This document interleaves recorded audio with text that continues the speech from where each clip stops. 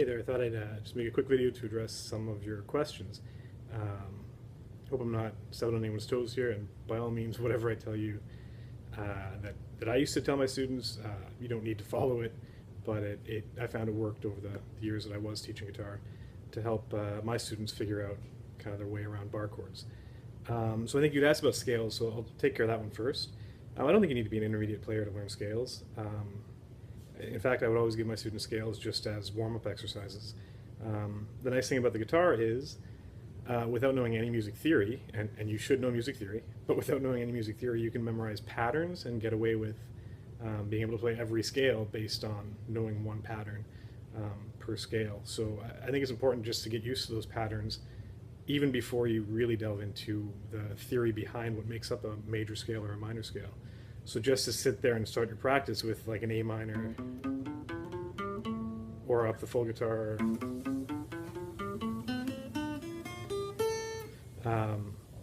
and then backwards. I think it's a good way to just get your fingers warmed up. And the more familiar you are with those patterns, the better you'll be in the long run, I think. Same thing with the major scale pattern.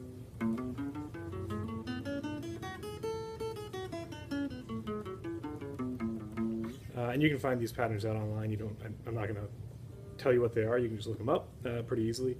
And the minor pentatonic is a classic if you like any sort of rock and roll, blues rock, classic rock.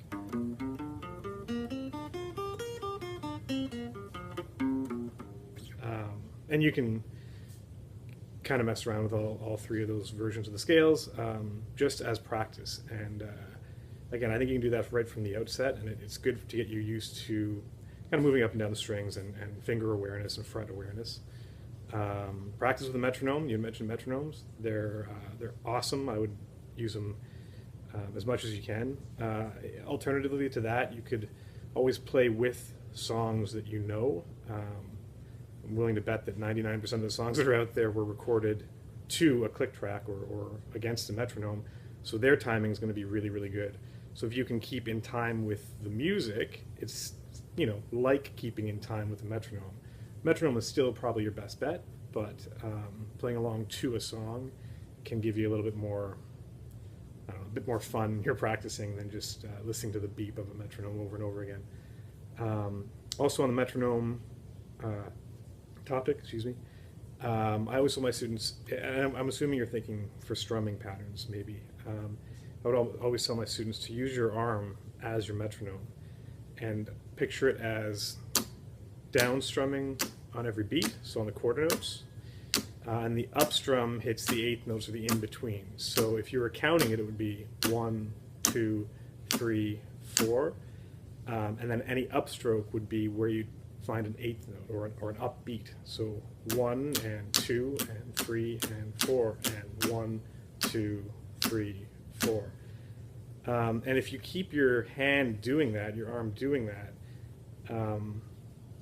then your chord strums will fall more naturally where they should. You won't be kind of stuttering to try to fit in an upstrum or a downstrum. So what you can do is you can set a metronome, and then you can actually just strum the guitar like I was doing without actually fretting a chord, or maybe fret like a G, some nice sounding chord, and just practice strumming, but emphasizing different parts of the strumming, of the strum pattern. So a classic one is down, down, up, down, up. So if it's a 1, 2, 3, 4, you'd be hitting down, down, up, down, up. But my arm never stops doing this. It's acting like my metronome. I'm just choosing to either hit the strings or not hit the strings. So,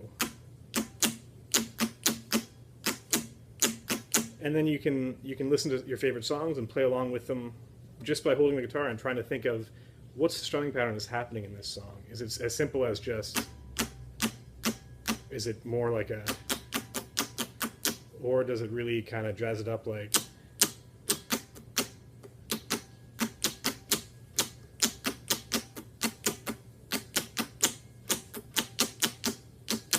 and you can make up your own and just keep them consistent and keep them in time with that arm metronome. So I think that's all I wanted to say about strumming. and scales. Now getting into the bar chords, and I'll try and keep this as brief as I can. I would usually start my students off with power chords. And the reason being is if you look at a bar chord, they're going to be based on, typically, if you're talking E string or A string bar chords, you're looking at a major and a minor, and they're based on this E major chord shape, which I think you said you knew your open chord, so there's your E major and E minor.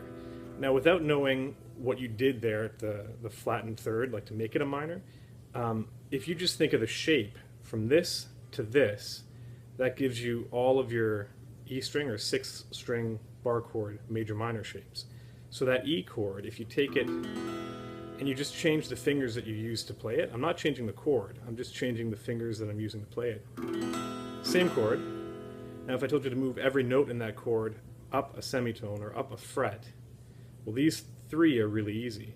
But to move all the open strings up, you have to create a new nut, as it were. You'd have to bar the whole guitar, and then this becomes your nut, almost acting like a capo, and then the rest of your fingers play that E chord. So that's the F chord that you said you were getting used to. The F minor would be to take off that finger, because it's the difference between this E shape and the E minor shape. And if that's the F, F sharp, G, G sharp, A sharp, B, C, C sharp, and walk all the way up the guitar, semitone by semitone, and change the minor by taking that finger off. The A string bar chords are all A string based on the A chords, like the E string based on the E chords. You've got your A major, which is all 3 kind of jammed in there. I play them this way. Some people play them, I think, almost like a modified D, or all 3 stacked like this. I just find the fingers fit better this way. So there's my A major, and then A minor, you drop, your pinky comes off, and it switches to a 1st fret note. That's C, to make it the minor chord. So all the bar chords, let's again use different fingers to play it. Move it up, move it up, move it up. These are all your minor bar chords because they're based on the A minor shape. So minor, minor, minor. If that was A minor, A sharp minor, B minor, it's a very useful chord. C minor, C sharp minor, probably your 2nd most useful minor bar chord for a lot of popular songs. D minor is super useful too, though you can play D minor down there and it sounds very similar. But they're all based on that same switch, the A to the A minor. Now the major versions of all of those 5th string or A bar chords are a little bit more tricky because you have to stack all 3 and then slide them up and bar them. So you can do that. That's your A sharp or B flat major chord. There's a B major. I choose to play them with this finger holding down all 3 strings. The reason I do that is it's not the best way to do it, admittedly, because I'm sacrificing the high E when I play it that way. But it works a whole lot easier than trying to jam all 3 of these fingers in there. Or if I do need that high string to ring out, I've found that my pinky makes this really, I don't know if you can see that, this kind of a, I don't know why I can do this kind of an L shape with the pinky, but my pinky, that part of the digit is just big enough to cover those 3 strings but not block out the E. So I end up doing this version of the chord a lot if I need to hear that high string. But more often than not, I just sacrifice the highest of the string, the note on the E string, and just end up playing the root note and those 3, which is the 3 of your A and the root note, so the A or the A sharp or the B. And that's all. If you think about all of those chords, whether they're the A minor shape, A major shape, E major shape, or E minor shape, when they're barred, they all share this note, and this note. No matter what string you're on, major or minor, they share those 3 notes. And that's the power chord shape. So in the second part to this video, because it's actually longer than I thought it was going to be, I'll tell you why I like the power chord so much and why I think it's a good first step for getting used to your bar chord shapes. Stay tuned, about 5 minutes until I post the next one.